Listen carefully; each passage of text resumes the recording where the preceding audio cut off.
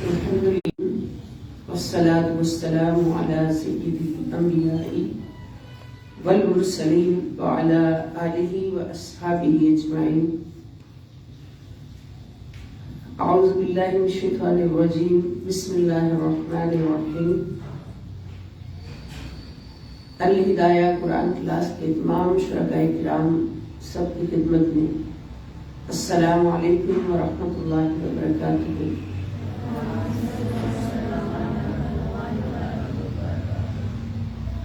اللہ رب العزت کا کروڑوں بار شکر ہے کہ آج بھی ہم بے توفیق اللہ تعالی و بجاہ سید المرسلین صلی اللہ تعالی علیہ وآلہ وسلم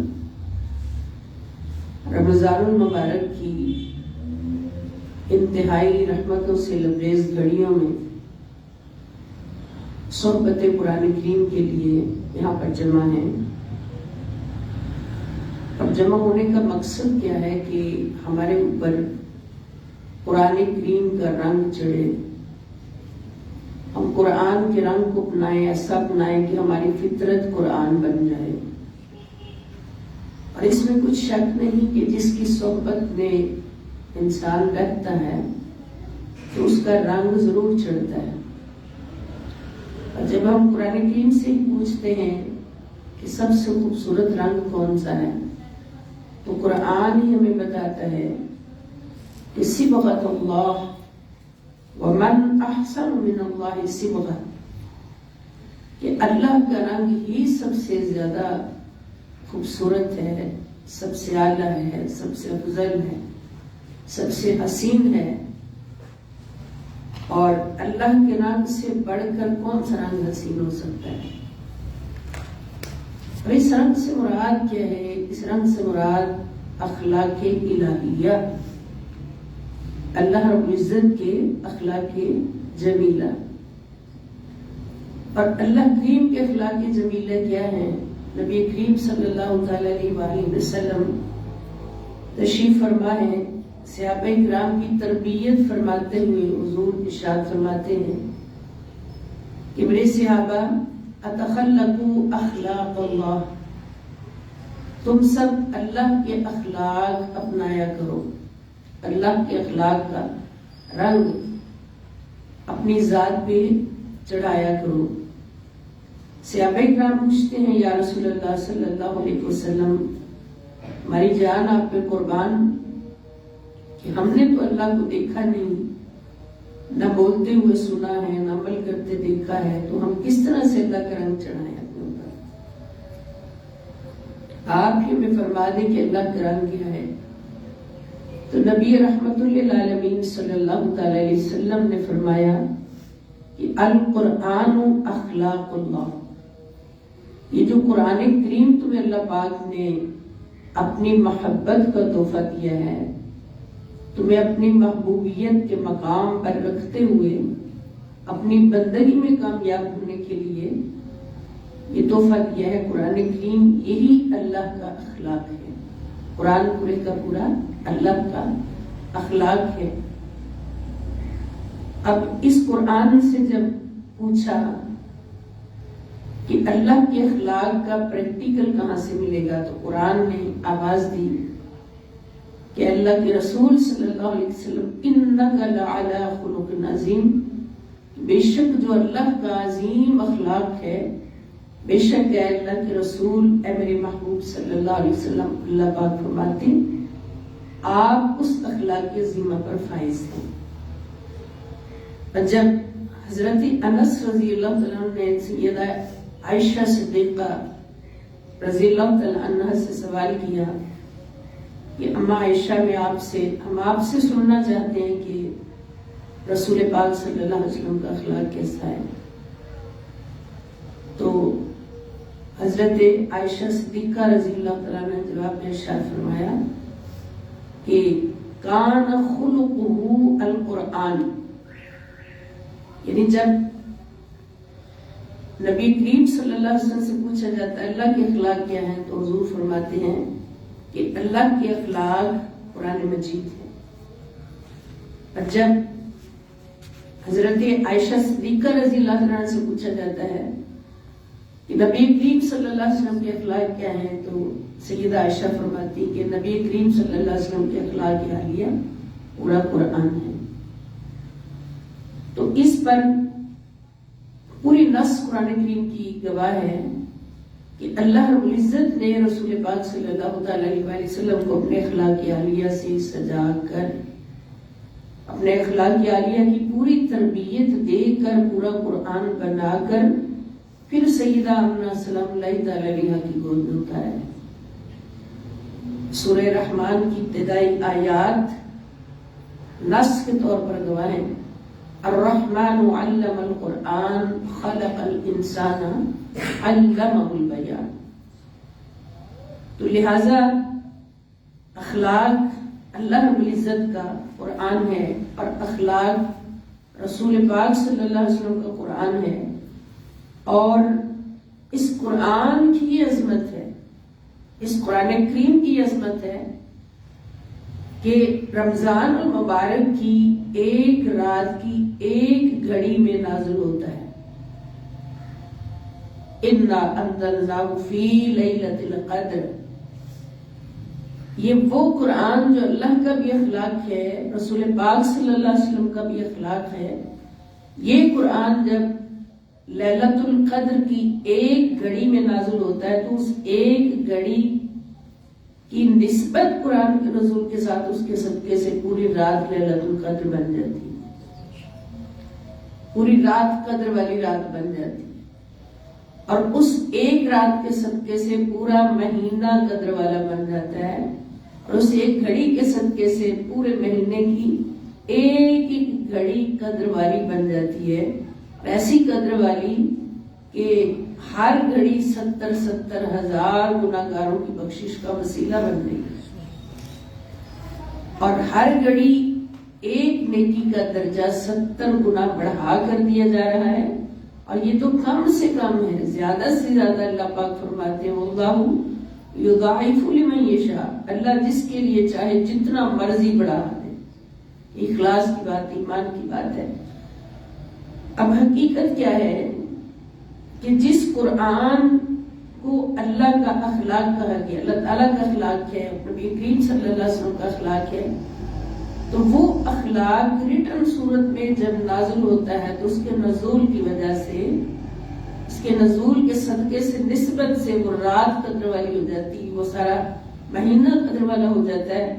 تو پھر یہاں سے ہم سوچ لیں، سمجھ لیں اور اس منزل تک پہنچ جائیں جہاں پر اللہ پاک ہمیں پہنچانا چاہتے ہیں کہ جس انسان کے اندر، جس مومن کے اندر، جس مسلمان کے اندر یہ اخلاق اتر جائے گا، یہ قرآن اتر جائے گا، کوئی اللہ تعالیٰ کا اور نبی کریم صلی اللہ علیہ وسلم کا اخلاق جس انسان کے اندر بھر جائے گا تو پھر وہ کتنی قدر والا ہو جائے گا،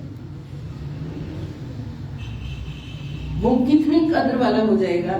اسی لیے حضور علیہ الصلوۃ والسلام فرماتے ہیں کہ اخلاقی حسنہ، اعلیٰ اخلاق جس انسان کے اندر ہوتا ہے وہ اس کو خوبصورت بنا دیتا ہے، اور اس میں کوئی شک نہیں کہ ہمارا رابطہ اور ہماری ملاقات سارا دن دنیا سے ہوتی ہے، اور ہم دیکھتے ہیں اپنی آنکھوں سے جس شخص کے اندر اخلاق، اعلیٰ اخلاق ہم دیکھتے ہیں اس کے اندر موجود ہوتا ہے، اس کی فطرت حسن اخلاق ہوتی ہے، اس کی فطرت الاخلاق الحسنہ ہوتی ہے، تو خدا کی قسم اس بندے کو ملنے کے بعد مہینوں اس کی لذت جو ہے وہ دل میں جائے گی، اور وہ شخص اتنا خوبصورت لگتا ہے جو بھی اس میں اخلاق والا ہوتا ہے کہ بار بار اس کی یاد آتی، بار بار، حتیٰ کہ اللہ پاک کی یہاں تک فرما دیا کہ میرے اعلیٰ اخلاق والے بندے کامل مومن وہ ہیں کہ جن کو دیکھ کر اللہ کی یاد آتی ہے، اللہ کا ذکر زبان پر جاری ہو جائے۔ تو یہی وہ لوگ ہیں جو اللہ تعالیٰ کے اخلاق سے متصف لوگ ہوتے ہیں۔ تو جو اعلیٰ اخلاق والے ہوتے ہیں تو اعلیٰ اخلاق اس بندے کو خوبصورت بنا دیتا ہے، اور جو برے اخلاق والے ہوتے ہیں، نعوذ باللہ اخلاق کے رذیلہ والے ہوتے ہیں، تو برے اخلاق انسان کو بد صورت بنا دیتے ہیں۔ اس لیے ظاہری صورت کاؤنٹ نہیں کرتی، काउंट की बात करती है कि आपका अखलाक कैसा है। और फिर हुजूर अलैहिस्सलाम फरमाते हैं कि जो आला अखलाक वाले हैं वो तहज्जुद गुजारों से अफजल दर्जा पा जाते हैं। एक बंदा तहज्जुद गुजार है मगर उसका अखलाक करख्ता है, वो कितनी तहज्जुदें पढ़ता है, मगर एक शख्स जो अपना अखलाक अल्लाह के बंदों के साथ बहुत प्यारा रखता है, मीठा रखता है, और अखलाक यारिया में जितनी बातें आ रही हैं हम पढ़ रहे हैं इंशाअल्लाह एक एक करके, तो उन सबको जब अपनाएंगे तो यही रंग अल्लाह का रंग है, यही रंग प्यारे मुस्तफा सल्लल्लाहु अलैहि वसल्लम का रंग है। और आज के दौर में इसकी बहुत जरूरत है कि इसको आम किया जाए इन बातों को, ताकि अच्छे अखलाक वाले लोग पैदा हों जिनकी आज बहुत कमी हो चुकी है। तो आला अखलाक वाले कहाँ होंगे? अल्लाह के नजदीक सबसे बेहतरीन दर्जे पर होंगे। यानी तुम में सबसे बेहतरीन वो है अल्लाह के नजदीक जो आला अखलाक वाला है। और आला अखलाक कौन से हैं? जो अल्लाह ताला की और नबी करीम सल्लल्लाहु अलैहि वसल्लम की।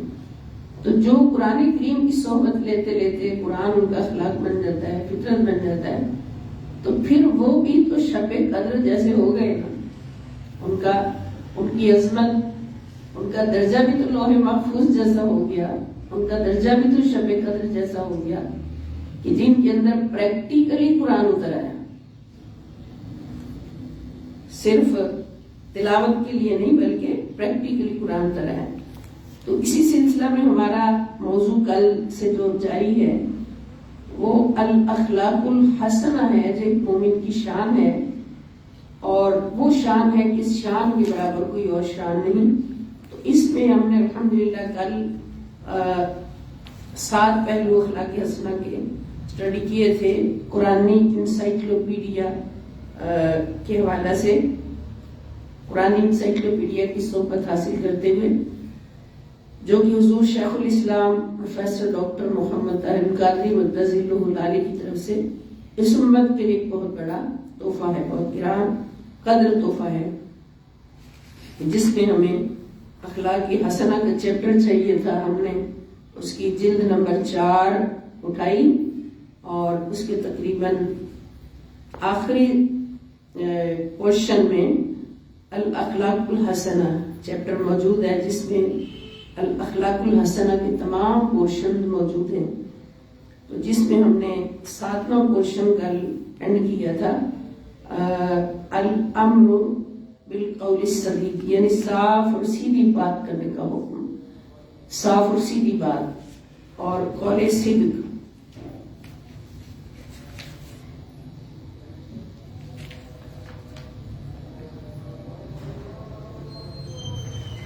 कल सिद्क पे बात खत्म हुई थी, तो आज हम ये 8वां नंबर पढ़ेंगे, इस साफ और सीधी बात करने का हुक्म। यानी कोई लगी लिपटी, कोई इधर उधर की लपेट लपूट के बात करना ये अखलाक आलिया के खिलाफ है। वही बात की जाए जिसमें कोई उलझन में ना पड़े, बल्कि साफ और सीधी बात हो। तो अल्लाह रब्बुल इज्जत इसके बारे में इरशाद फरमाते हैं, सूरे अहज़ाब है, आयत नंबर 70 और 71, 70 और 71। फरमाते हैं, या अय्युहल्लज़ीना आमनु तक़ुल्लाहा वक़ूलू क़ौलन सदीदा युस्लिह लकुम अअमालकुम व यग़फिर लकुम ज़ुनूबकुम व मन युति'िल्लाह व रसूलहु फ़क़द फ़ाज़ फ़ौज़न अज़ीमा। फरमाते हैं, ऐ ईमान वालो, अल्लाह से डरा करो, तकवा इख्तियार करो। तकवा बार बार हम रिपीट करते, किसको कहते हैं? हर गुनाह को छोड़ना और पाक हो जाना तकवा है। नेकियां करने का नाम तकवा नहीं है।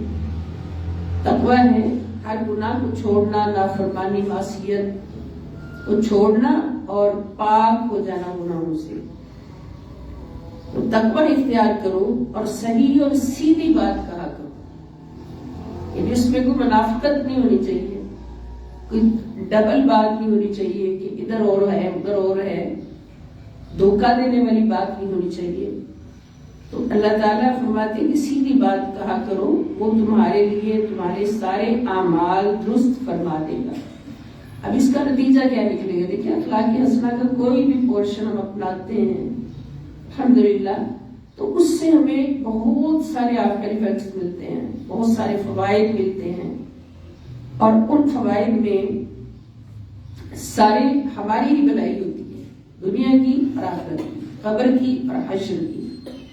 تو جب سیدھی بات کرتے ہیں، کوئی لگی لپٹی بات نہیں کرتے، تو پھر اس کا آفٹر ایفیکٹ کیا ہوتا ہے کہ اللہ تعالیٰ فرماتے ہیں وہ تمہارے لیے تمہارے سارے اعمال درست فرما دے گا۔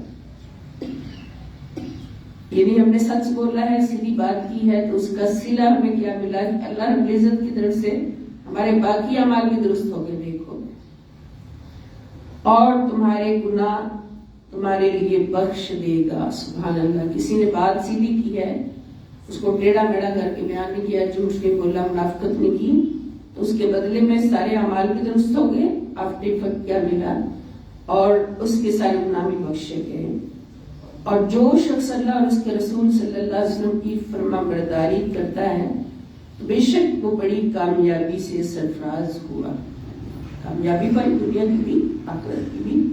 دنیا سے گزر ہی جانا ہے، ہر بندہ آیا چلا گیا، اور جو سیدھی بات کرنے والے، حق بات پر قائم رہنے والے، سچ بولنے والے، منافقت سے بچنے والے، اور دو رنگی سے بچنے والے، الحمدللہ اللہ کی بارگاہ میں جا کر سرخرو ہو گئے، دنیا میں بھی سرخرو رہے۔ اور پھر سورہ مزمل کے اندر اللہ پاک ارشاد فرماتے ہیں کہ ان ناشئۃ اللیل ہی اشد وطئا واقوم قیلا، کہ بے شک رات کا اٹھنا نفس کو سخت پامال کرتا ہے۔ رات کا اٹھنا کیا؟ رات کو اٹھ کر اللہ کی عبادت کرے۔ اگر کوئی یہ چاہتا ہے کہ اس کا نفس ختم ہو جائے، اس کا نفس مر جائے، جس کے اندر ایک خدا بنا بیٹھا ہے، تو اس کو اللہ رب العزت کے راستے سے دور کرنے کی کوشش ہر وقت کرتا رہتا ہے، اس کا خاتمہ ہو جائے، تو پھر وہ کیا کرے؟ وہ راتوں کو اٹھ کے اللہ کی بارگاہ میں سجدہ ریز ہو، قیام کرے، رکوع کرے، سجود کرے، تو پھر اس کا آفٹر ایفیکٹ کیا ہوگا کہ اس کا نفس جو ہے مرتا جائے گا۔ نفس کو مارنے کا سب سے بڑا جو ہے نا ایک ہتھیار، وہ راتوں کو اٹھ کر اللہ کو یاد کرنا ہے، اور پھر دل و دماغ کی یکسوئی کے ساتھ زبان سے سیدھی بات نکالتا ہے۔ یعنی رات کو اٹھ کر جب اللہ کی بارگاہ میں بندہ بندگی میں بیٹھتا ہے، تہجد پڑھتا ہے، نوافل ادا کرتا ہے، تلاوت کرتا ہے، پھر اس سے دو فائدے حاصل ہوتے ہیں۔ ایک تو اس کا نفس سخت پامال ہو جاتا ہے، مر جاتا ہے، اور یہ کرام مقام ولایت کو پانے کے لیے انہیں بہت جہد مشقت کرنا پڑتی ہے، مجاہدہ کرنا پڑتا ہے، اور اس مجاہدے میں یہ بات سر فہرست شامل ہوتی ہے کہ وہ راتوں کو اٹھ اٹھ کے اللہ کی عبادت کرتے ہیں، اور جتنی وہ اللہ کی بارگاہ میں بیٹھ کر روتے ہیں، حضور خشوع کرتے ہیں، تو ان کا نفس جو ہے کمزور ہوتا جاتا ہے، کمزور ہوتا جاتا ہے۔ اس نفس کو خوراک اسی سے ملتی ہے کہ اللہ کاہل اور سست ہو جائے، اللہ کی عبادت کی طرف نہ آئے، تو نفس مضبوط ہوگا۔ جب اللہ کی بندگی میں بندہ کامیاب ہوگا، اخلاق حسنہ میں کامیاب ہوگا، تو نفس مرتا جائے گا۔ اور پھر دوسرا فائدہ یہ ہوگا کہ دل و دماغ کی یکسوئی کے ساتھ وہ زبان سے سیدھی بات نکالتا ہے، یعنی جو راتوں اٹھ کے اللہ رب العزت کو مناتا ہے، عبادت کرتا ہے، تو پھر اس کو ایک فائدہ یہ بھی ملتا ہے کہ اس کی زبان سے ہمیشہ سیدھی بات نکلتی، یعنی سیدھی بات کرنا اس کی فطرت بن جاتا ہے۔ اسی طرح اسی پورشن میں اور بھی آیات ہیں، تو چونکہ ہم اختصار کے ساتھ گزر رہے ہیں تو ساری آیات یہاں پر پیش کرنا ممکن نہیں ہوتا، لیکن اس میں اور بھی آیات ہیں جو قرآن کریم کے حوالہ جات ہیں۔ سیدھی اور صاف بات کرنا، تو یہ حسن اخلاق کا ایک پہلو ہے۔ اس کے بعد اگلا پہلو ہے الامر بعدم الثقة بالحلاف، یعنی زیادہ قسمیں کھانے والے پر اعتماد نہ کرنے کا حکم ہے آیات کے حوالے سے۔ اس سے بھی پتہ چلا کہ زیادہ قسمیں کھانا بھی بد اخلاقی ہے۔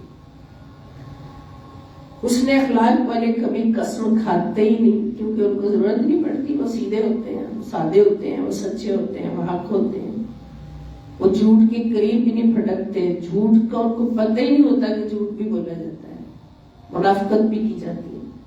تو جو بار بار قسمیں کھاتے ہیں، تو بار بار قسمیں کھانا جو ہے یہ بھی اخلاق رذیلہ میں سے ہے۔ قسم نہ کھانا اخلاق حسنہ ہے، سوائے اس کے کہ بہت ضرورت پڑ جائے کہیں پر قسم کھانے کی، تو یہ بھی اخلاق حسنہ سے ہے کہ قسمیں نہ کھائی جائیں، اور جو بار بار قسمیں کھاتا ہے اس پر قرآن کہتا ہے کہ اعتماد ہی نہ کرو، کیونکہ اس کی عادت ہے قسم کھانے کی۔ اس کے بارے میں سورہ توبہ میں ایک حوالہ پیش کرتے ہیں۔ اللہ پاک فرماتے ہیں یحلفون باللہ لکم لیردوکم واللہ ورسولہ احق ان یردوہ ان کانوا مؤمنین۔ کہ مسلمانوں، یہ منافقین جو ہیں آج کے دور میں بھی ہم دیکھ رہے ہیں، بہت زوروں پر یہ کام، یہ منافقین تمہارے سامنے اللہ کی قسمیں کھاتے ہیں تاکہ تمہیں راضی رکھیں، حالانکہ اللہ اور اس کا رسول صلی اللہ علیہ وسلم زیادہ حقدار ہے کہ وہ اسے راضی کریں، اللہ کو اور رسول پاک صلی اللہ علیہ وسلم کو راضی کریں۔ تو دنیا کے سامنے قسمیں کھا کھا کے، جھوٹے حلف اٹھا اٹھا کے یہ کہنا کہ اب یہ حلف اٹھانا کوئی چھوٹی بات ہے، پھر اتنی بڑی چوری کرنے کے بعد حلف اٹھانا کہ میں آپ کا نمائندہ ہوں اور میں نے کام سارے کرنے ہیں، تو استغفر اللہ معاذ اللہ، یہ ان لوگوں کی شامت تو ہے ہی ہے، یہ اس قوم کی شامت ہے۔ اعمال جو بگڑتے ہیں تو پھر ایسے حکمران ملتے ہیں۔ تو مسلمانوں، یہ منافقین تمہارے سامنے اللہ کی قسمیں کھاتے ہیں تاکہ تمہیں راضی رکھیں، حالانکہ اللہ اور اس کا رسول صلی اللہ علیہ وسلم زیادہ حقدار ہے کہ وہ اس سے راضی کریں۔ اگر یہ لوگ ایمان والے ہوتے تو یہ حقیقت جان لیتے اور رسول پاک صلی اللہ علیہ وسلم کو راضی کرتے۔ رسول پاک صلی اللہ علیہ وسلم کے راضی ہونے سے ہی اللہ راضی ہو جاتا ہے، کیونکہ دونوں کی رضا ایک ہے، دونوں کی رضا ایک ہے۔ اور پھر دوسرا حوالہ بھی سورہ توبہ سے ہی ہے، یحلفون لکم لترضوا عنہم فإن ترضوا عنہم فإن اللہ لا یرضى عن القوم الفاسقین۔ یہ تمہارے لیے قسمیں کھاتے ہیں تاکہ تم ان سے راضی ہو جاؤ۔ منافقین، یہ منافقین کی بات ہو رہی۔ سو اے مسلمانوں، اگر تم ان سے راضی بھی ہو جاؤ تو بھی اللہ نافرمان قوم سے راضی نہیں ہو۔ تو جس سے اللہ تعالیٰ راضی نہیں ہے، مسلمان اس سے راضی کیسے ہو سکتا ہے؟ اگر مسلمان اس سے راضی ہو گیا تو پھر مسلمان بھی اس کے ساتھ شامل ہے۔ جو آج کل ہو رہا ہے کہ اللہ کی نافرمانی میں حد سے بڑھنے والے کے دوست بنے ہوئے، مسلمانوں کے دوست بنے ہوئے، مسلمانوں کے دوست بنے ہوئے، اور جب تک یہ احوال اپنے احوال کی طرف توجہ نہ دی، اپنے اخلاق کی طرف توجہ نہ دی، اپنی تربیت کی طرف توجہ نہ دی، تو پھر ایسی آفتیں آتی رہیں گی۔ اللہ پاک ہمیں محفوظ فرمائے۔ پھر سورہ قلم میں اللہ تعالیٰ فرماتے ہیں کہ وَلَا تُطِعْ كُلَّ حَلَّافٍ مَّهِينٍ، اور آپ کسی ایسے شخص کی بات نہ مانیں جو بہت قسمیں کھانے والا اور انتہائی ذلیل، بہت قسمیں کھانے والا اور انتہائی ذلیل ہو۔ اور قسم ہمیشہ وہی شخص کھاتا ہے جو جھوٹ بولنا جس کی عادت ہوتی، جس کو پتا ہوتا ہے کہ جھوٹ، میں جھوٹا مشہور ہوں، تو کوئی میرے اوپر یقین نہیں کرے گا، تو پھر وہ خدا کی قسم، رسول کی قسم، قرآن کی قسم، نعوذ باللہ۔ بس ہمارے لیے درس یہ ہے کہ قسم کھانا اخلاق حسنہ نہیں ہے، تو اس سے ہمیں خود کو بچانا ہے۔ اس سے اگلا پہلو اخلاق حسنہ کا خبر کی تفتیش کا حکم، یعنی دیکھیے یہ باتیں ایسی ہیں جن کو عام طور پہ ہم نہیں سوچتے، نہیں سمجھتے کہ کوئی خبر آپ کے پاس آتی ہے، کوئی خبر لے کے آتا ہے تو اس پر فوراً ہی عمل پیرا نہیں ہو جانا چاہیے. فوراً جو عمل پیرا ہو جائے اس نے اخلاق سے گری ہوئی بات کی ہے، بلکہ اس کی تفتیش کریں. اس کی واضح احکام ہے قرآن مجید میں.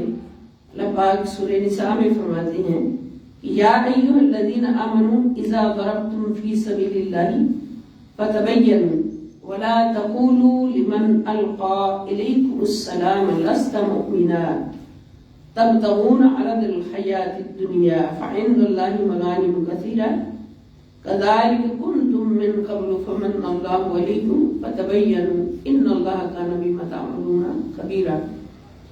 اس کا ترجمہ سنیے ذرا کہ اے ایمان والو، جب تم اللہ کی راہ میں جہاد کے لیے سفر پر نکلو تو تحقیق کر لیا کرو، اور اس کو جو تمہیں سلام کرے یہ نہ کہو کہ تم مسلمان نہیں ہے، کہ تم مسلمان نہیں ہے.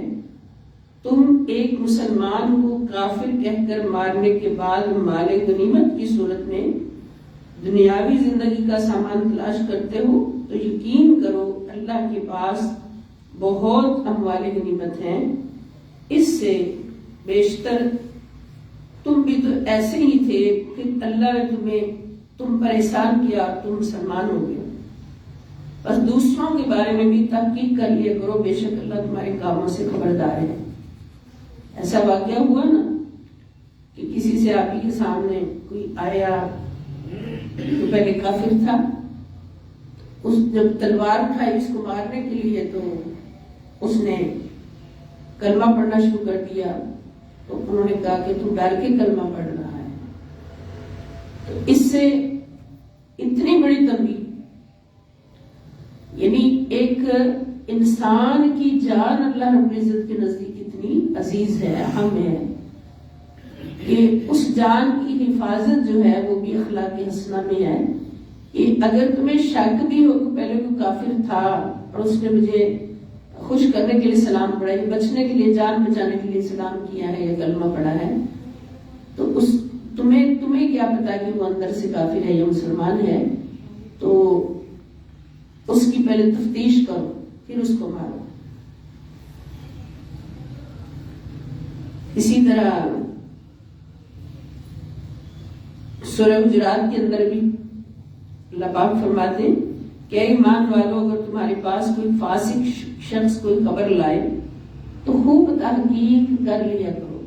ایسا نہ ہو کہ تم کسی قوم کو لا علمی میں ناحق تکلیف پہنچا بیٹھو، پھر تم اپنے کیے پر پچھتاتے رہ جاؤ. یعنی کوئی خبر لے کے آتا ہے، کوئی ایک بندہ آگے بتاتا ہے کہ فلاں نے آپ کو یہ کہا ہے یا فلاں نے آپ کے خلاف یا آپ کی قوم کے خلاف یہ سازش کی ہے، تو فوراً اٹھ جاؤ، ہتھیار باندھ لو اس کو لڑنے کے لیے، مارنے کے لیے. نہیں، اس کے پیچھے بھی پورا واقعہ ہے، بلکہ اس کی تحقیق کرو، اور جب تحقیق کرو تو بات جھوٹی نکلے. یعنی خبر لانے والا فاسق ہو. فاسق فرمایا گیا کہ جو جھوٹی خبر لانے والا ہے وہ فاسق ہے. تو کسی فاسق کی بات پر یقین کرتے ہوئے فوراً ایکشن نہیں لو، بلکہ اس کی تحقیق کرو. تو کسی بھی ایکشن سے پہلے اس کی تحقیق کر لینا، فوراً اس پر عمل پیرا نہیں ہو جانا، یہ بھی اخلاق حسنہ کا ایک پہلو ہے. پھر اس سے اگلا پہلو امانت واپس کرنا واجب ہے، اور یہ بھی اخلاق حسنہ کا ایک چیپٹر ہے. تمہارے پاس کوئی امانت رکھتا ہے تو اس کی امانت کو واپس کرو. اس میں بھی ہم حوالہ دیکھ لیتے ہیں، حوالہ جات ماشاءاللہ اس میں بھی کافی ہیں. اللہ پاک ارشاد فرماتے ہیں کہ پھر اگر تم میں سے ایک کو دوسرے پر اعتماد ہو تو جس کی دیانت پر اعتماد کیا گیا اسے چاہیے کہ اپنی امانت ادا کر دے اور وہ اللہ سے ڈرتا رہے جو اس کا پالنے والا ہے، اور تم گواہی کو نہ چھپایا کرو اور جو شخص گواہی چھپاتا ہے تو یقیناً اس کا دل گناہگار ہے، اور اللہ تمہارے اعمال کو خوب جاننے والا ہے۔ یہ سورۃ البقرہ میں آیت نمبر 283۔ تو گواہی کو چھپانا اور امانت واپس نہ کرنا، کوئی امانت رکھے اس کی حفاظت نہ کرنا، یہ بھی بد اخلاقی ہے۔ تو امانت واپس کرنا اور گواہی دینا جو ہے، چھپانا نہیں، یہ بھی اخلاق حسن میں سے ہے۔ اسی طرح اللہ پاک فرماتے ہیں سورہ نساء کے اندر کہ بے شک اللہ تمہیں حکم دیتا ہے کہ امانتیں انہی لوگوں کی سپرد کرو جو ان کے اہل ہیں، اور جب تم لوگوں کے درمیان فیصلہ کرو تو عدل کے ساتھ فیصلہ کیا کرو، بے شک اللہ تمہیں کیا ہی اچھی نصیحت فرماتا ہے۔ عدل کرنا یہ بھی حسن اخلاق ہے۔ ان ساری باتوں پر جب ہم غور کرتے ہیں تو پھر حسن اخلاق کتنا نظر آتا ہے پوری قوم میں اور پوری عوام میں۔ اور سورہ مومنون کے اندر اللہ پاک مومنوں کی صفات ایک صفت بیان فرماتے ہیں کہ وَالَّذِينَ هُمْ لِأَمَانَاتِهِمْ وَعَهْدِهِمْ رَاعُونَ، اور جو لوگ اپنی امانت اور اپنے وعدوں کی پاسداری کرنے والے ہیں وہ اعلیٰ اخلاق والے ہیں۔ اس سے اگلا پہلو اخلاق حسنہ کا کہ امانت کی دستاویزات بنا لینا بہتر ہے۔ یعنی جب کسی کے پاس کوئی امانت رکھے تو ویسے ہی نہ کہتے ہیں یہ میری امانت اپنے پاس رکھ لو، بلکہ کیا کرے کہ اس کی دستاویز بنائے۔ دستاویز کا مطلب کہ ایسا ایک ریٹن صورت میں معاملہ کرے کہ جو اس کے پاس محفوظ ہو، دونوں کے پاس، امانت رکھنے والے کے پاس بھی اور جس کے پاس رکھوائی گے اس کے پاس بھی۔ تو رکھوانے والے رکھنے والے دونوں کے پاس وہ سکہ موجود ہو، تو یہ بھی اخلاق حسنہ کا ہی پہلو ہے۔ کبھی ایسا نہ ہو کہ رکھنے والا بھول جائے یا رکھوانے والا بھول جائے، وہ کہنے زیادہ تھی، وہ کہنے جتنی تھی، تو اس طرح سے بھی وہ بہت زیادہ پھر جھگڑے کا سبب بنتا ہے۔ تو اس کے بارے میں ماشاءاللہ سورہ بقرہ کی آیت نمبر 282 جو ہے ایک لمبی آیت ہے، ماشاءاللہ لمبی آیت، میرا خیال ہے یہ سب سے لمبی آیت ہے قرآن کریم۔ تو یہ یا ایھا الذین آمنوا اذا تداینتم بدین الی اجل مسمى فاکتبوہ ولیکتب بینکم کاتب بالعدل، یہاں سے شروع ہو کے تو ختم ہوتی ہے وَأَشْهِدُوا إِذَا تَبَايَعْتُمْ وَلَا يُضَارَّ كَاتِبٌ وَلَا شَهِيدٌ وَإِن تَفْعَلُوا فَإِنَّهُ فُسُوقٌ بِكُمْ وَاتَّقُوا اللَّهَ وَيُعَلِّمُكُمُ اللَّهُ وَاللَّهُ بِكُلِّ شَيْءٍ عَلِيمٌ۔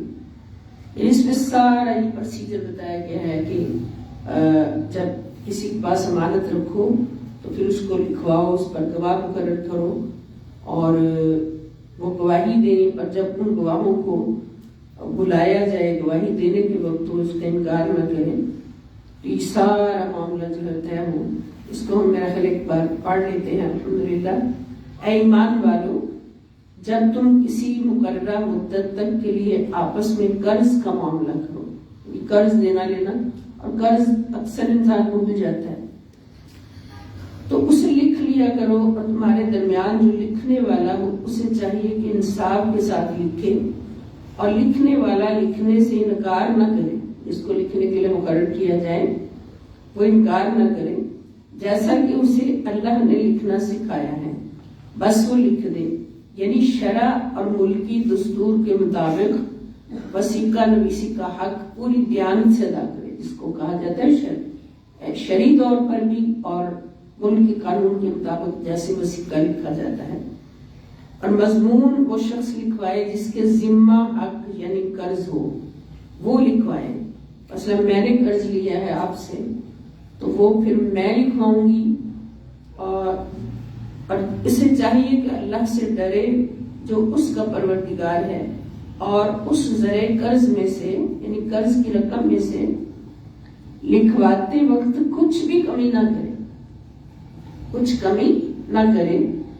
یعنی فرض کرے میں نے آپ سے قرض لیا ہے تو لکھوانا میرا فرض ہے، لیکن لکھواتے ہوئے اس میں کمی نہیں کر سکتے، حرام ہوگا، اخلاق کے خلاف ہوگا اعلیٰ اخلاق کے کہ جو قرض لے رہا ہے وہ اس میں کمی کر دے کہ چلو ہمیں تھوڑا کم دینا پڑے.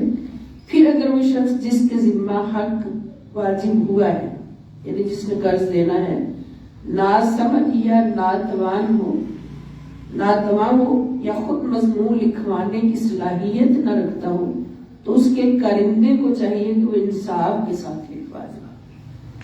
یعنی خود نہیں لکھ سکتا، اس قابل نہیں لکھنے کے، تو پھر کسی کو مقرر کرے کارندہ لکھی انصاف کے ساتھ، اور اپنے لوگوں میں صرف 2 مردوں کو گواہ بنا لو.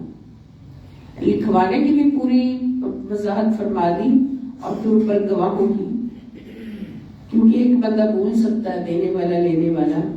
پھر اگر دونوں مرد میسر نہ ہوں تو ایک مرد اور 2 عورتیں، 2 عورتوں کو ایک مرد کے برابر گواہی کا حق ہے. یہ ان لوگوں میں سے ہوں جنہیں تم نے گواہی کے لیے پسند کرتے ہو، ان میں سے ہوں. یعنی اپنی پسند سے گواہ چننا ہے، تو کوئی جھوٹا گواہ تو نہیں نہ چنے گا، سچے ہی چنے گا. یعنی قابل اعتماد سمجھتے ہو، تاکہ ان 2 میں سے ایک عورت بھول جائے تو اس ایک کو دوسری یاد دلا دے، اور گواہوں کو جب بھی گواہی کے لیے بلایا جائے وہ انکار نہ کرے. ان کے ذمہ فرض ہو جاتا ہے. معاملہ چھوٹا ہو یا بڑا، اسے اپنی میعاد تک لکھ رکھنے میں اکتایا نہ کرو. یہ تمہارا دستاویز تیار کر لینا اللہ کے نزدیک زیادہ قرین انصاف اور گواہی کے لیے مضبوط تر ہے، اور یہ اس کے بھی قریب تر ہے کہ تم شک میں نہ مبتلا. یعنی 3 فائدے اس کے، ایک تو انصاف کے زیادہ قریب ہے، ایک گواہی کے لیے مضبوط ہے، اور تیسرے یہ کہ تم شک میں نہ پڑ جاؤ، ان ساری باتوں سے بچو گے. سوائے اس کے کہ دست و دست ایسی تجارت ہو جس کا لین دین تم آپس میں کرتے رہتے ہو تو تم پر اس کے نہ لکھنے کا کوئی گناہ نہیں. یعنی ایک تجارت ایسی ہوتی کہ میں نے پیسے دیے، گولڈ لے لیا، اور دست بدست تجارت ہوگی، وہاں لکھوانے کی ضرورت نہیں ہے. اور جب بھی آپس میں خرید و فروخت کرو تو گواہ بنا لیا کرو، اور نہ لکھنے والے کو نقصان پہنچایا جائے اور نہ گواہ کو نقصان پہنچایا جائے. یعنی کوئی ایسا زبردست نہیں کر رہے، لالچ کا بھرا ہوا کہ جس نے موسیقہ لکھا تھا اس کو تڑی لگا دے کہ تیری ساری نسل اڑا دی جائے گی، ورنہ اس کو بدل دو، جو تم نے لکھا اس کو بدل دو. تو یہ بھی ایسا ہوتا ہے آج کل. اور اگر تم نے ایسا کیا تو یہ تمہاری حکم شکنی ہوگی، یعنی تم نے اللہ کا حکم توڑا ہوگا. اور اللہ سے ڈرتے رہو، اللہ تمہیں معاملات کی تعلیم دیتا ہے، اللہ ہر چیز کا خوب جاننے والا ہے. تو اس کی سزا بہت بڑی. تو یہ لین دین جب کرنا، اس کو لکھوانا، گواہ مقرر کرنا، اور ان گواہوں کی اور لکھنے والے کی حفاظت کرنا، یہ سب اخلاق حسنہ سب ضروری. اس سے اگلا چیپٹر ہے امانت کی پاسداری انبیاء کرام کی سنت ہے. یعنی امانت کی حفاظت کرنا، امانت کو رکھتا ہے ہمارے پاس تو اس کی حفاظت. تو اس کے بارے میں بھی قرآن کریم کی کثیر آیات ارشاد ہیں. یہاں پر اللہ پاک ارشاد فرماتے سورہ اعراف کے اندر ابلغوا رسالات ربی وانا لکم ناصح امین. حود علیہ السلام نے کہا میں تمہیں اپنے رب کے پیغامات پہنچا رہا ہوں اور میں تمہارا امانت دار خیر خواہ ہوں. تو امانت داری جو ہے یہ انبیاء کرام کی سنت ہے، اور یہ اخلاق حسنہ کا ایک بہت اہم پہلو ہے.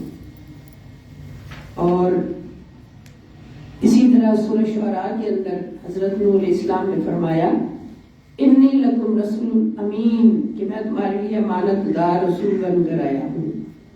اسی طرح صالح علیہ السلام نے سورہ شعراء کے اندر فرمایا انی لکم رسول امین. اسی طرح سورہ شعراء کے اندر حضرت لوط علیہ السلام نے فرمایا انی لکم رسول امین. سورہ شعراء کے اندر حضرت شعیب علیہ السلام نے فرمایا انی لکم رسول امین. یعنی اپنی اپنی امت کو دعوت دیتے ہوئے ہر رسول نے یہی فرمایا کہ میں اللہ کی طرف سے ایک امانت لے کر تمہارے پاس آیا ہوں. تو امانت دار ہونا، امین ہونا، یہ انبیاء کرام کی سنت ہے اور انبیاء کرام کا اخلاق ہے. اور سورہ تکویر کے اندر اللہ پاک فرماتے ہیں کہ مطاع ثم امین، کہ محمد صلی اللہ علیہ وسلم تمام جہانوں کے لیے واجب الاطاعت ہیں، کیونکہ ان کی اطاعت ہی اللہ کی اطاعت ہے. امانت دار ہیں، وحی اور زمین اور آسمان کے سب الوہی رازوں کے حامل ہیں. امین ہونا یہ بھی سنت انبیاء ہے صلی اللہ علیہ وآلہ وسلم. تو اسی طرح اس سے اگلا پہلو ہوگا ایفائے عہد کی فضیلت، یعنی ایفائے عہد، وعدہ پورا کرنا. وعدہ پورا کرنا بڑا اہم پہلو ہے اخلاق حسنہ کا. اللہ پاک قرآن پاک میں بار بار ارشاد فرماتے ہیں یا بنی اسرائیل اذکروا نعمتی التی انعمت علیکم وأوفوا بعہدی اوف بعہدکم وإیای فارہبون. اے یعقوب علیہ السلام کی اولاد بنی اسرائیل، میرے وہ انعام یاد کرو جو میں نے تم پر کیے، اور تم میرے ساتھ کیا ہوا وعدہ پورا کرو. میں تمہارے ساتھ کیا ہوا وعدہ پورا کروں گا اور بس مجھ ہی سے ڈرا کرو. اب دیکھیے ایفائی عہد میں سب سے پہلا عہد وہ ہے جو تمام ارواح انسانی، یعنی تمام انسانوں کی روحوں نے جو یوم الست میں اللہ رب العزت کے ساتھ عہد کیا ہوا. اللہ پاک فرمایا الست بربکم، کیا میں تمہارا رب نہیں ہوں؟ قالوا بلی، سب نے یک زبان ہو کر کہا کہ اللہ تو ہی ہمارا رب ہے. اللہ پاک نے فرمایا تم اپنے عہد پر قائم رہنا، میں اپنا عہد پورا کروں. اب ہمارا اپنے رب کے ساتھ ایک عہد ہے کہ اللہ تو ہی ہمارا رب ہے، ہماری نظر کسی اور طرف نہیں جا سکتی، ہمارا دل کسی اور طرف نہیں جا سکتا، ہمارا رخ کسی اور طرف نہیں جا سکتا، ہمارا ہاتھ تیرے غیر کے ہاتھ میں کبھی بھی نہیں جا سکتا. یہ سر کٹ تو سکتا ہے مگر تیرے سوا کسی کے آگے جھک نہیں سکتا. یہ سر صرف تیری بارگاہ میں جھکنے کے لیے یہ عہد ہے. تو پھر سب سے پہلے تو اس عہد کو پورا کرنا حسن اخلاق. سب سے پہلے تو اپنے اللہ کے ساتھ کی عہد کو پورا کرنا، لا الہ الا اللہ محمد رسول اللہ صلی اللہ تعالی علیہ وآلہ وسلم، اس عہد کو پورا کرنا یہ سب پر لازم اور حسن اخلاق ہے. اللہ پاک ہمیں اس عہد کو پورا کرنے کی توفیق عطا فرمائے. اور جب اس عہد کو ہم پورا کرتے ہیں تو پھر اللہ تعالیٰ فرماتے ہیں ان اللہ لا یخلف المیعاد، بے شک اللہ تعالیٰ اپنے وعدے کے خلاف نہیں فرماتا. پھر سورہ مائدہ میں اللہ پاک فرماتے ہیں یا ایھا الذین آمنوا اوفوا بالعقود، ایمان والوں اپنے عہد پورے کرو. پھر فرماتا ہے سورہ انعام میں وَبِعَهْدِ اللَّهِ أَوْفُوا ذَلِكُمْ وَصَّاكُمْ بِهِ لَعَلَّكُمْ تَذَكَّرُونَ. اور اللہ کے عہد کو پورا کیا کرو، یہی باتیں ہیں جن کا اس نے تمہیں تاکیدی حکم دیا ہے تاکہ تم نصیحت قبول کرو. اللہ کے ساتھ کیا ہوا ہے، اللہ کے ساتھ کیا ہوا ہے پورا کرو. اور جو آپس میں ایک دوسرے کے ساتھ عہد کرو ان کو بھی پورا کرو.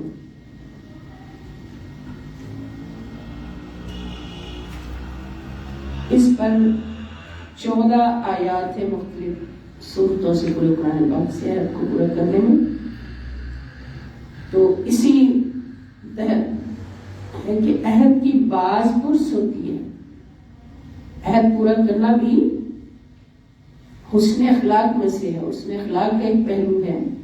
تو جو عہد پورا نہ کرے اس کی بعض پرس ہوتی ہے. سورہ اسراء میں اللہ تعالیٰ فرماتے ہیں وَأَوْفُوا بِالْعَهْدِ إِنَّ الْعَهْدَ كَانَ مَسْئُولًا، اور وعدہ پورا کیا کرو، بے شک وعدہ کی ضرور پوچھ گچھ ہوگی. جو وعدہ آپ نے کی ہو زندگی میں کہ میں نے یہ کرنا ہے، فلاں وقت آئے گا میں یہ کروں گا، تو اس کو کرنا ضروری ہے. اگر نہیں کریں گے تو پھر اس کی پرسش ہوگی، اس کی پکڑ ہوگی. وہ پکڑ دنیا میں بھی ہو سکتی ہے اور آخرت میں تو پھر پوچھنا اللہ پاک نے. وَقَانَ عَهْدُ اللَّهِ مَسْئُولًا، اور اللہ سے کیوں عہد کی ضرور باز پرس ہوگی. اللہ سے کیا ہوا ہے تو ان ربی اللہ، بے شک میرا رب اللہ ہے اور کوئی نہیں. تو پھر اس مخلوق کو، اس انسان کو، اس آدم کو کیسا ہونا چاہیے؟ کل عرض کیا تھا میں نے کہ انسان کو اللہ پاک نے، بشر کو 2 درجے دیے، اپنی بندگی کا درجہ اور دوسرا اپنا محبوب ہونے کا. ایک بندہ اور دوسرا محبوب. تو جس مقام پر اللہ پاک نے ہمیں بٹھایا ہے،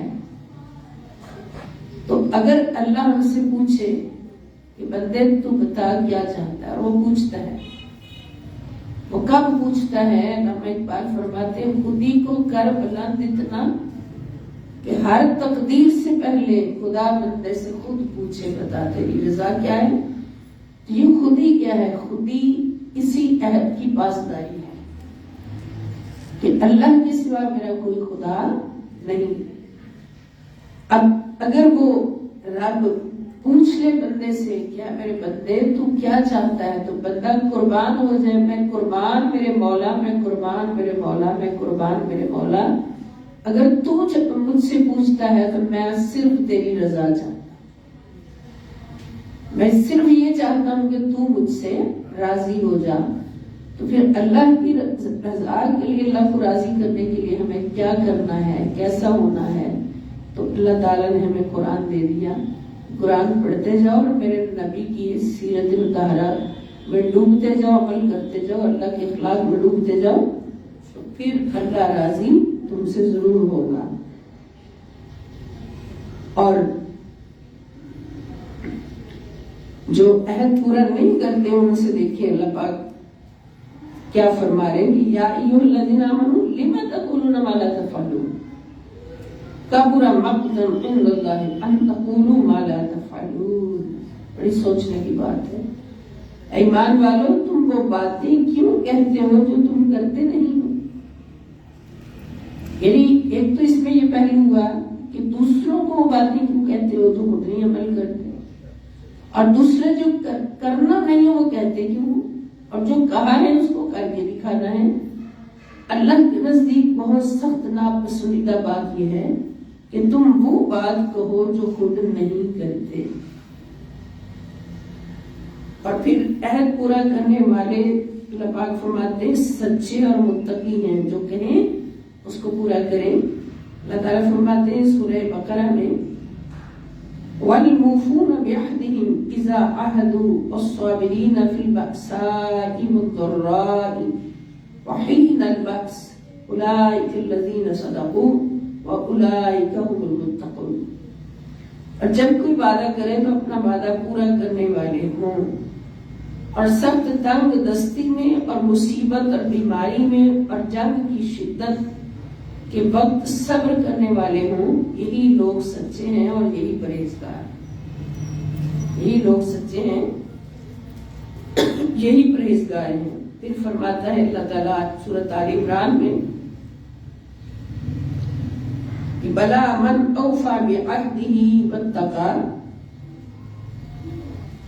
فإن الله يحب المتقين. ہاں جو اپنا وعدہ پورا کرے اور تقوی اختیار کرے اس پر واقعی کوئی مواخذہ نہیں، اس کی پکڑ نہیں. سو بے شک اللہ پرہیزگاروں سے محبت فرماتا ہے. اب سوال پیدا ہوتا ہے نا، ہم اللہ کے محبوب ہیں تو محبوب کب ہوتے ہیں؟ جب ہم پرہیزگار ہوتے ہیں. محبوب تب ہوتے ہیں جب ہم احسان کرنے والے ہوتے ہیں. کل اس پہ بات ہوئی تھی کہ احسان کیا ہوتا ہے. تو محسنین جو بن جاتے ہیں وہ بھی اللہ کی محبوبیت کے مقام پر کامیاب ہو جاتے ہیں. اللہ نے 2 مقام دیے ہیں، چاہے تو دونوں حاصل کر لیں. خدا نخواستہ دنیا میں نعوذ باللہ ڈوب جائیں تو دونوں سے رہ جائیں. جتنی محنت اتنی کامیابی، لیس للانسان الا ما سعی. تو محبوب بننا ہے، ایک محبوب ہونے کا چیپٹر ہم نے پڑھا احسان کرنے والا، وہ اللہ کے محبوب ہیں. اور دوسرا متقین، ان اللہ یحب المتقین. اسی طرح عہد پورا کرنے والوں کی آخرت میں بھی کامیابی ہے. سبحان اللہ. سورہ رات میں اللہ پاک فرماتے ہیں الذین یوفون بعہد اللہ ولا ينقضون المیثاق اولئک لهم عقبی الدار. دنیا کو کیا کرنا، گزر جانا. جو لوگ اللہ کے عہد کو پورا کرتے ہیں اور قول و قرار کو نہیں توڑتے، جو قول قرار کیا ہوا ہے، بولا ہوا ہے، اس کو نہیں توڑتے، یہی وہ لوگ ہیں جن کے لیے آخرت کا حسین گھر ہوگا. سبحان اللہ. اللہ مجلنا. پھر سورہ مومنون کے اندر اللہ تعالیٰ مومنین کی صفات میں ایک صفت یہ بیان فرماتے ہیں کہ اور جو لوگ اپنی امانتوں اور اپنے وعدوں کی پاسداری کرنے والے ہیں اور جو اپنی نمازوں کی مداومت کے ساتھ حفاظت کرنے والے ہیں، یہی لوگ جنت کے وارث ہیں. یہ لوگ جنت کے سب سے اعلیٰ باغات، یعنی جہاں تمام نعمتوں، راحتوں اور قرب الہی کی لذتوں کی کثرت ہوگی، سبحان اللہ، ان کی وراثت بھی پائیں گے. وہ ان میں ہمیشہ رہیں گے. کون لوگ؟ جو اپنے عہد کی پاسداری کرنے والے، اپنے مانتوں کی حفاظت کرنے والے ہوں. اور جس نے اس بات کو پورا کیا، جس کے پورا کرنے پر اس نے اللہ سے عہد کیا تھا، تو وہ عنقریب اسے بہت بڑا اجر عطا فرمائے گا. اور پھر فرماتا ہے وہ لوگ جو اپنی امانتوں اور اپنے وعدوں کی نگہداشت کرتے ہیں، یہی لوگ ہیں جو جنتوں میں معزز اور مکرم ہوں گے. اور پھر فرماتا ہے کہ عہد توڑنے والے بے ایمان اور نافرمان ہیں. جو عہد کر کے توڑے وہ بے ایمان اور نافرمان ہیں. سورۃ آل عمران میں اللہ تعالیٰ ارشاد فرماتے ہیں فَمَن تَوَلَّىٰ بَعْدَ ذَلِكَ فَأُولَٰئِكَ هُمُ الْفَاسِقُونَ. اب پورے نسل آدم کے لیے تنبیہاً فرمایا کہ پھر جس نے اس اقرار کے بعد روگردانی کی جو اس نے کیا تھا، بس وہی لوگ نافرمان ہیں. اسی طرح عہد توڑنے والا فسادی اور ملعون ہے. قرآن کی روح سے جو عہد کر کے توڑتا ہے تو وہ فسادی بھی ہے اور لعنتی بھی ہے. نعوذ باللہ.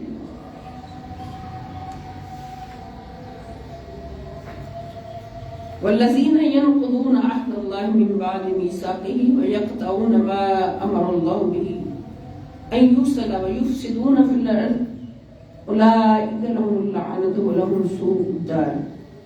اور جو لوگ اللہ کا عہد اس کے مضبوط کرنے کے بعد توڑ دیتے ہیں اور ان تمام رشتوں اور حقوق کو قطع کر دیتے ہیں جن کے جوڑے رکھنے کا اللہ نے حکم فرمایا ہے، اور زمین میں فساد انگیزی کرتے ہیں، انہی لوگوں کے لیے لعنت ہے اور ان کے لیے برا ہے.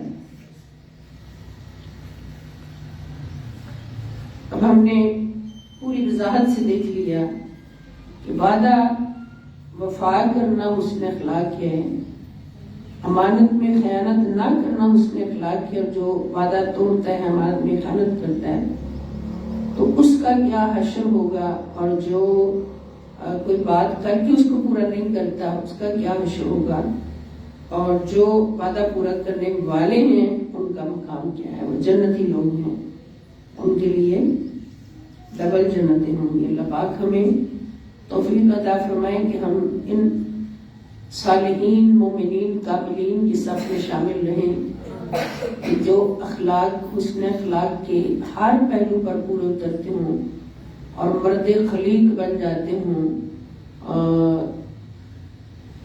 خلائق کی نظر میں.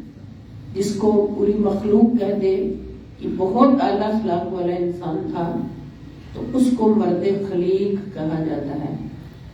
تو مرد خلیق بن جائیں، اللہ رب العزت کی بارگاہ اقدس سے اللہ پاک سے دعا ہے، اور آج کا دن جو ہے 3 رمضان المبارک، یہ سیدہ کائنات سیدہ فاطمہ الزہرا سلام اللہ تعالی علیہا آپ کے وصال مبارک کا دن ہے۔ تو آج کے دن کی نسبت ہمارے لیے بہت بڑی ہے۔ سیدہ کائنات سلام اللہ تعالی علیہا، آپ کی ہستی، آپ کی شان، آپ کی عظمت کیا ہے؟ اسے برز کیا کہ قرآن اللہ کا اخلاق ہے، اور قرآن نبی پاک صلی اللہ علیہ وسلم کا اخلاق ہے۔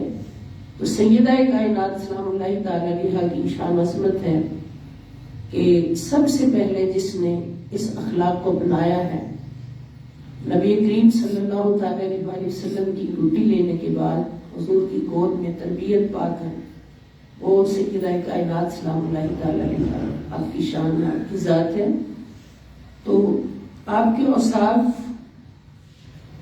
آپ کا مقام و مرتبہ اللہ رب العزت کی بارگاہ اقدس میں رسول پاک صلی اللہ علیہ وسلم کی نگاہ عظیم میں اس کو بیان کرنے کے لیے نہ ہماری کوئی وسعت ہے، نہ طاقت ہے، ہماری زبانیں بھی ہم سمجھتے ہیں ناپاک ہے، اس کو بیان کرنے کے لیے قابل نہیں ہے، ہمارے دل اس قابل نہیں ہے۔ اللہ پاک ہم اس قابل بنا دے کہ ہم سیدہ کائنات سلام اللہ تعالی علیہا کی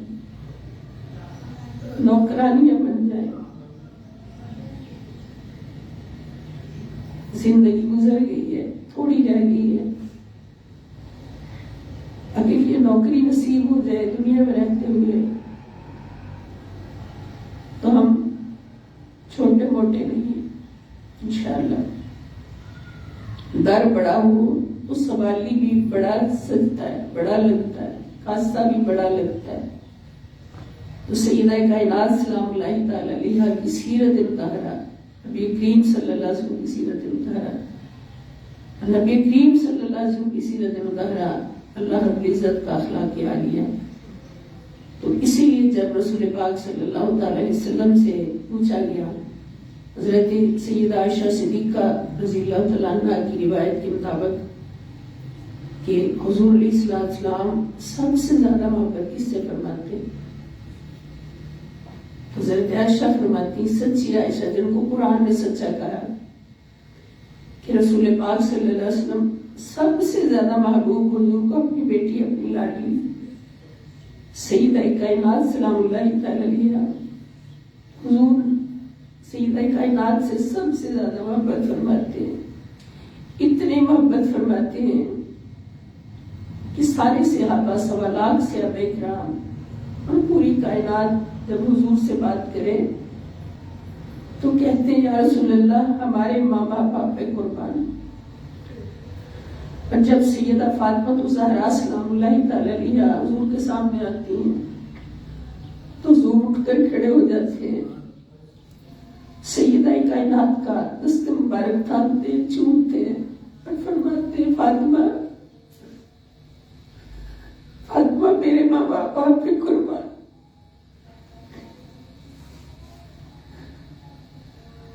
میری شہزادی، میرے ماں باپ آپ پہ قربان۔ تو جن کے لیے رسالت یہ الفاظ فرمائے، جن کے لیے اللہ کا قرآن یہ الفاظ فرمائے، ان کی شان اور ہم اس قابل کہاں؟ اب حضور یہ الفاظ کیوں فرماتے ہیں؟ ان کو پتہ ہے کہ دین اسلام کو جو حسین عطا ہونا ہے وہ فاطمہ سے ہی ہونا ہے۔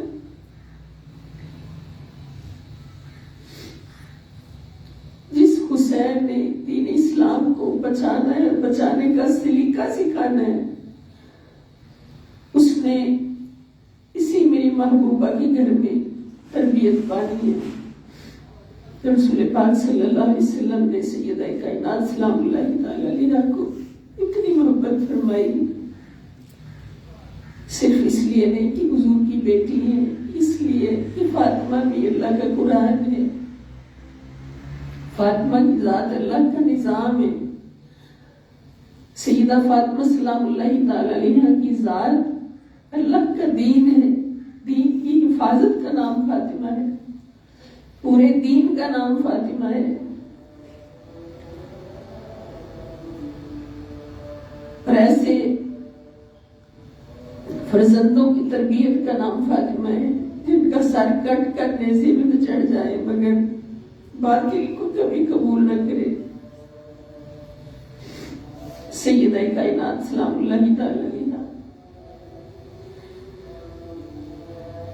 ذہن میں سوال آیا بیٹھے بیٹھے، نبی پاک صلی اللہ علیہ وسلم کی وہ حدیث پاک بیان ہوئی، واقعہ بیان ہوا کہ حضور علیہ السلام تشریف فرما تھے تو حضور نے زمین پر 4 لائنیں کھینچی۔ صحابہ کرام پاس بیٹھے تھے، پوچھا یا رسول اللہ صلی اللہ علیہ وسلم یہ 4 لائنیں کھینچنے کا کیا مقصد ہے؟ صحابہ کرام کی یہ شان ہے کہ وہ جانتے تھے کہ اللہ کے حبیب صلی اللہ علیہ وسلم ایک انگلی بھی ہلاتے ہیں تو اس میں بھی کوئی نہ کوئی دین ہوتا ہے، دین کا پہلو ہوتا ہے، کوئی میسج ہوتا ہے، تو اس میں بھی حکمت ہے۔ سوال پوچھا، آقا نے فرمایا اس سے مراد یہ ہے کہ 4 جنتی عظیم عورتیں ہیں جو ساری جنتی عورتوں سے افضل ہیں۔ حضور فرما دیجئے وہ کون ہے؟ آقا نے فرمایا ان میں ایک ہے آسیہ زوجہ فرعون رضی اللہ تعالیٰ عنہ سلام اللہ تعالی علیہ، کہ جنہوں نے فرعون کے گھر میں رہ کر بھی ان کا سر اللہ کے آگے جھکا، لا الہ الا اللہ کا وعدہ پورا کیا انہوں نے ساری زندگی۔ اور دوسری حضرت عیسیٰ علیہ السلام کی والدہ محترمہ سیدہ مریم سلام اللہ تعالی علیہ، اور تیسری سیدہ خدیجہ الکبریٰ سلام اللہ تعالی علیہ، اور چوتھی میری محبوب بیٹی سیدہ فاطمہ الزہرا سلام اللہ تعالی علیہ۔ یہ 4 ساری جنتی عورتوں کی سردار ہیں۔ پھر حضور نے فرمایا کہ ان 4 میں سردار پتہ کون ہے؟ ان 4 میں سردار میری فاطمہ ہے، سیدہ کائنات حضرت فاطمہ الزہرا سلام اللہ تعالی علیہ وہ سردار ہیں۔ اب اس وقت یہ سن کر ظاہر ہے ہمارا کم فہم ذہن بات آئی کہ خدیجہ الکبریٰ سلام اللہ تعالی علیہ والدہ ہیں، حضرت فاطمہ بیٹی ہیں، تو ماں کا درجہ بیٹی سے زیادہ ہوتا ہے، لیکن یہاں رسالت کا فیصلہ ہے، رب ذوالجلال کا فیصلہ ہے کہ شان فاطمہ کی بڑی ہے۔ پھر جو جواب ذہن میں آیا وہ یہی کہ سیدہ خدیجہ الکبریٰ سلام اللہ تعالی علیہ آپ کا بھی عظمت و رتبہ بہت اعلیٰ، ساری جنتی عورتوں سے اعلیٰ، لیکن وہ اللہ کے رسول رحمت للعالمین محمد رسول اللہ صلی اللہ علیہ وسلم کی زوجہ محترمہ تو ہے مگر حضور کے جسم کا ٹکڑا نہیں ہے، حضور کے جسم کا ٹکڑا نہیں ہے۔ اور فاطمہ کون ہے؟ آقا فرماتے ہیں فاطمہ تو بازات منی، فاطمہ میرے جسم کا ٹکڑا ہے، جس نے فاطمہ کو خوش کیا اس نے مجھے خوش کیا، جس نے فاطمہ کو دکھ دیا اس نے مجھے دکھ دیا، اور جس نے مجھے دکھ دیا اس نے اللہ کو دکھ پہنچایا۔ فاطمہ کی یہ شان ہے۔ پھر حضور شیخ الاسلام پروفیسر ڈاکٹر محمد طاہر القادری رضی اللہ علیہ آپ کی 3 روزہ خطابات سنے، جن میں ایک فتنہ اٹھا تھا جس میں سیدہ کائنات سلام اللہ تعالی علیہ کی نعوذ باللہ گستاخی کی گئی تھی، وقت کے نامور عالم کی طرف سے، نعوذ باللہ عالم نہیں ہوں اس کو کہہ سکتے، تو اس کا جواب دیتے ہوئے قبلہ حضور شیخ الاسلام نے 3 روزہ لیکچرز عطا فرمائے، اور سیدہ کائنات سلام اللہ تعالی علیہ کی شان اقدس کو گھنٹوں تک قرآن کھول کر بیان کیا، پورا قرآن بیان کر کے بتایا کہ سیدہ کائنات کی شان کیا ہے۔ تو آپ نے شان بتاتے ہوئے نچوڑ کیا بتایا کہ قرآن کی گواہی ہے کہ جہاں پر صالحات جنتی عورتیں کتنی نیک ہوتی، کتنی اعلیٰ ہو جائیں، مائی رابعہ بصری ہو جائیں، جہاں پر ان کی عظمتوں کی انتہا ہوتی ہے، وہاں سے ازواج مطہرات کی عظمت کی ابتدا ہوتی ہے، اور جہاں سے ازواج مطہرات کی عظمت اور طہارت کی انتہا ہوتی جہاں پر، وہاں سے سیدہ کائنات سلام اللہ تعالی علیہا کی طہارت کی ابتدا ہوتی، اور پیچھے سبب کیا ہے؟ فاطمہ تو بہذات بھی تھی، فاطمہ میرے جسم کا ٹکڑا ہے۔ تو جہاں تمام ازواج مطہرات کی طہارت اور عظمت کی انتہا ہوتی ہے، وہاں سے سیدہ کائنات سلام اللہ تعالی علیہا کی طہارت اور عظمت کی ابتدا ہوتی ہے، تو پھر سوچ میں پڑ جاتا ہے بندہ کی انتہا کہاں پر ہے۔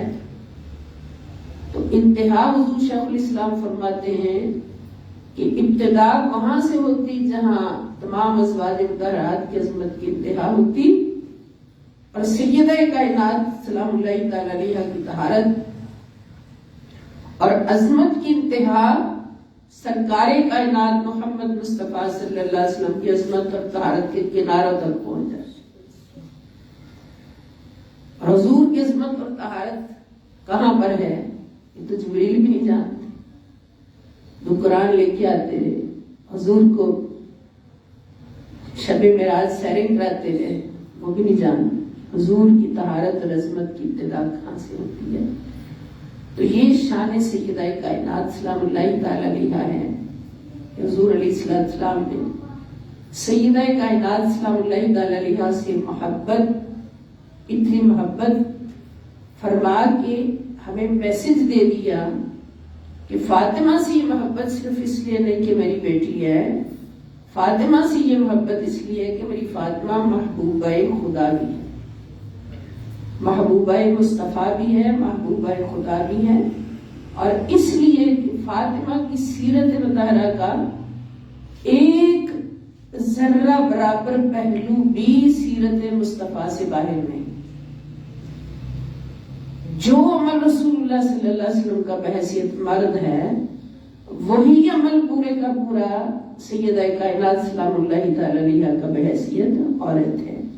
مردوں کے لیے مثال رسول پاک صلی اللہ علیہ وسلم، تو ہر خاتون کے لیے مثال سیدہ کائنات سلام اللہ تعالی علیہا، چاہے وہ سیدہ عائشہ صدیقہ رضی اللہ تعالیٰ، اور یہ ساری گواہیاں سیدہ عائشہ صدیقہ سلام اللہ تعالی علیہا کی ہیں۔ یہ شان ہے سیدہ کائنات سلام اللہ تعالی علیہا کی۔ اور پھر ایک دن حضور علیہ السلام نے، ابھی بچے آپ کے شہزادے چھوٹے تھے عمر میں، تو گرمی کا موسم تھا، ایک صحابی کو بھیجا کہ جاؤ سیدہ کائنات سلام اللہ تعالی علیہا کے گھر میں جاؤ اور فلاں کام کر کے آؤ۔ وہ صحابی آتے جاتے تھے گھر میں، جب وہ تشریف لے گئے، دیکھا، اندر داخل ہوئے تو دیکھا سیدہ کائنات سلام اللہ تعالی علیہا فرش پہ لیٹی آرام فرما ہیں، سوئی ہوئی ہیں، نیند میں ہیں، اور شہزادے بھی سوئے ہوئے ہیں فرش پہ لیٹے ہوئے، اور انہوں نے اپنی آنکھوں سے منظر دیکھا کہ سیدہ کائنات سلام اللہ تعالی علیہا آپ کی چکی خود بخود چل رہی ہے، آٹا پس رہا ہے، اور پنکھا خود بخود چل کے ہوا دے رہا ہے شہزادوں کو، شہزادے سوئے ہوئے۔ اتنا مافوق الفطرت منظر دیکھ کر وہ صحابی حیران ہو کر واپس لوٹے، کوئی اب کام نہیں کیا، بغیر کام کی واپس لوٹے، اور آگے حضور علیہ السلام خدمت میں حاضر ہوئے، تو آگے بولے حضور ایسا منظر دیکھا ہے کہ میں حیران ہوں، بیان نہیں کر سکتا۔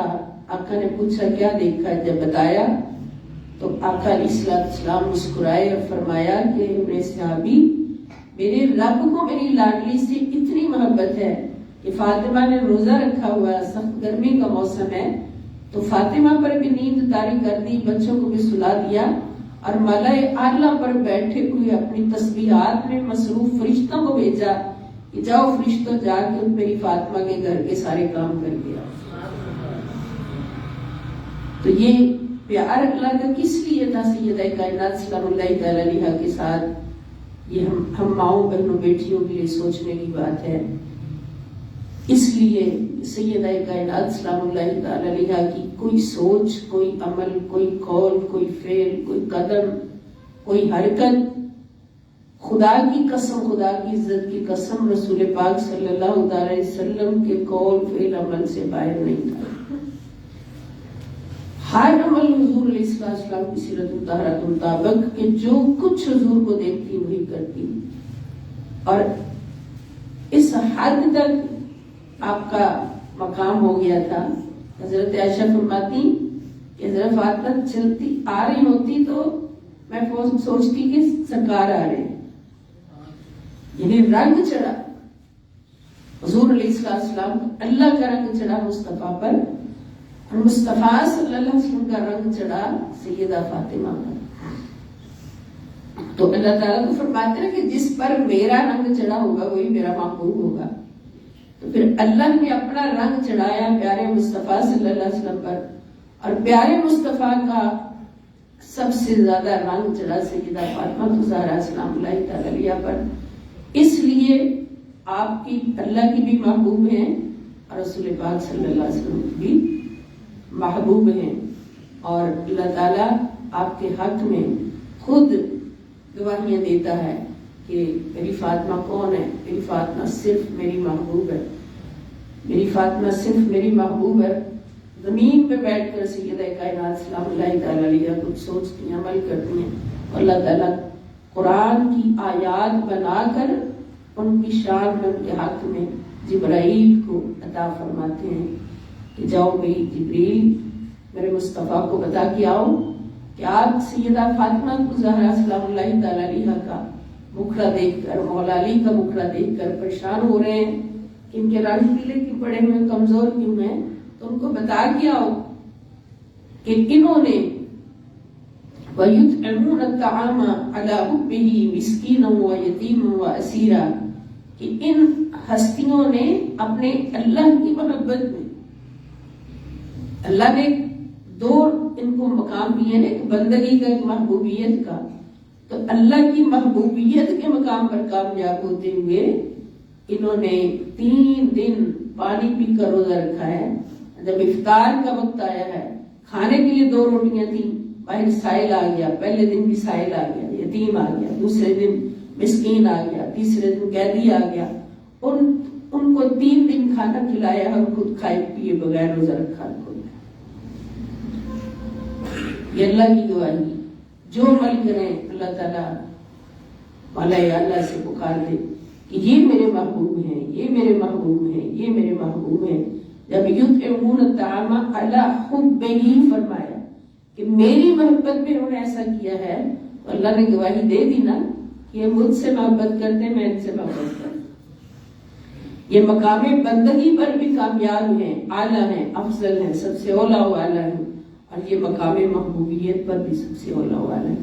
اللہ پاک سے دعا ہے کہ آج کے دن کی نسبت سے مولا ہمیں بھی ایمان کامل پہ، اخلاق عالیہ پہ، محبت خدا میں، محبت رسول پاک صلی اللہ علیہ وسلم، محبت اہل بیت اطہار میں، محبت قرآن کریم میں، محبت رمضان میں، محبت شب بیداریوں میں، یا اللہ پاک ہمیں زندگی نصیب فرما. جتنی رہ گئی پچھلے ساری غلطیاں، کوتاہیاں، خطائیں معاف فرما کے مولا آئندہ کے لیے ہمیں قرآن کے ساتھ جوڑ کے پاک صاف ستھرا فرما دے.